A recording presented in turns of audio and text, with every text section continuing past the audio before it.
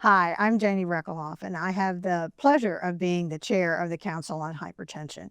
And today I am with Dr. Heddwen Brooks, who is the new awardee of the Harriet Dustan Award from Tulane University, the chair of the Department of Physiology at Tulane. And Dr. Brooks, let's start out by you telling us how you got here. Oof, that's a long story. So I'm originally from Wales in the UK, and I came over to the US as a postdoctoral fellow in 1997 to work on what I thought were potassium channels was the postdoc. And I walked in the lab and they said, nope, you're going to be working on water channels, aquaporins. And I went, what are those? And that was my first introduction to kidney physiology. And then I did a postdoctoral fellowship at NIH with Dr. Mark Nepper, where I learned all about kidney and blood pressure. And that's how I started coming to this meeting, was because his lab came to the meeting. And from there, I went back to Arizona to be a faculty member, started my own lab, and started looking at sex differences in women's health through a collaboration with Dr. Patricia Hoyer, who was very interested in menopause. And we developed the VCD model of menopause to look at disease mechanisms. I was there for 20 years, so raised my daughter in Arizona. And then after I became an empty nester, I was looking around. I had a lot of extra time on my hands. So I said, oh, what can I do next? So the chair of physiology at Tulane came up, and it was a world famous physiology department, especially in kidney and hypertension, because of Dr. Gabby Navar. It was a perfect fit for me, and I applied for the job and I got it. And so we've been working on menopause and women's health for over 20 years now. So Dr. Brooks is an expert in women's health research. She's an expert in sex differences, in control of blood pressure and kidney function. And so tell us a little bit, particularly about your postmenopausal studies and why those are important. Yeah, so it's a bit of a myth about menopause. It's kind of, we call it the breaking the silence now, because for many years, menopause was thought of as a very aging disease. So people imagined these 75-year-old, 85-year-old women as menopausal. And the reality is that you actually go through menopause between 45 and 50.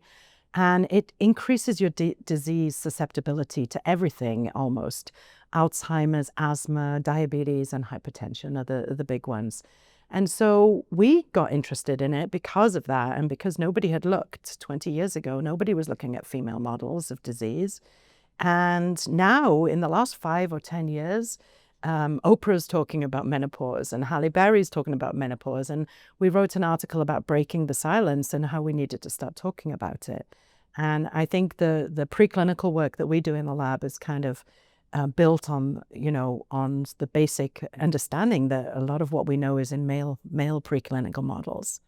And there's so much we don't know about the female body and health, and also what happens when it goes wrong. So that's what we're focused on. Tell me a little bit more about the model that you use. Yeah, so it's a model that actually, it's one of the only models currently that actually mimics a female. And so we tend to go through menopause very gradually. We go over 10 years. And this model, because it depletes the ovary of what we call the eggs in humans, the follicles, it goes through a transition called perimenopause, which is really important in females because you're still protected from a lot of diseases. And most of us don't go through menopause through surgery, right? We go through very gradually. And so I think it's an opportunity for people to do interventions and really mimic what happens in females and in women. And so that's the model we've been using.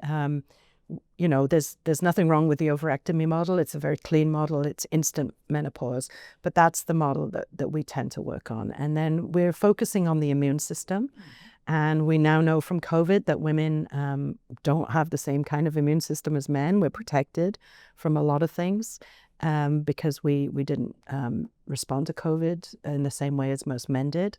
And so we're really focusing, my training was in gut parasitology and nematodes and immunology. And so we're really focusing on the immune system and how that changes as we lose estrogen, as we go through menopause. So very good. Yeah. Now I'm going to change up just a little bit. Okay. And Dr. Brooks has trained numerous junior investigators, junior faculty, postdocs, graduate students, high school students even. So what would you tell a young graduate student just starting out, the most important thing that they need to do to be successful as a scientist? Love the science. Follow your passion in science. Work on something you are passionate about, because then it's not a job. You're going in and you really want to discover things. So, you know, if you're interested in asthma because you have a family history of asthma, or, you know, for me, it was, you know, I'm going through menopause and, you know, we don't even know what the treatments are supposed to be or what we do. And, you know, the same for my daughter. I want her to have a lot of information about women's health when she gets to that stage. And women's health has been understudied. 90% of the NIH budget goes to men's health, right? Only 10% to women. So work on something you're passionate about. Work on something that interests you, because science doesn't turn off.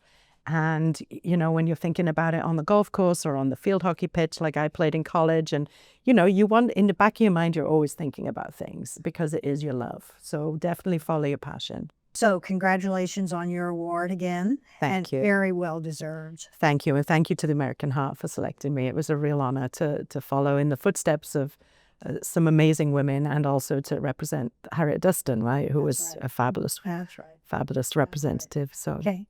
Thank you. thank you.